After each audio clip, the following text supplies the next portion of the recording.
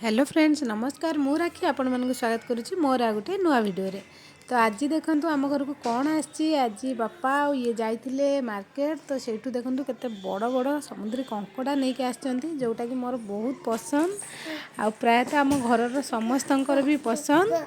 तो सेति पई आज आम घर कंकड़ा आसी तो बापा ताकू भल से बागेकी ताकू धोई दउछंती।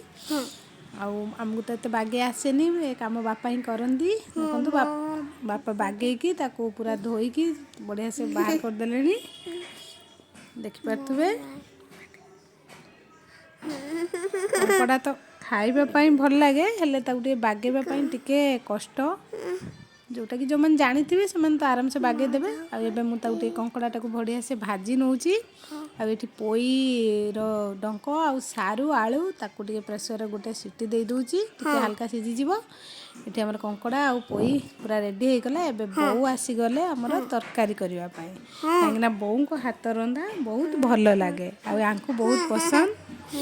तो बोऊ आसिकिना देखंतु तेल जीरा पियाज पकई नेले एबे हमर कंकड़ा तरकारी करेंगे। एबे अदा और रसुण मसला भी देदेले मसला हो गला परे आ बाकी सब मसला हमर धनिया गुंड जीरा गुंड हलदी गुंड लंका गुंड सब पकईदेले।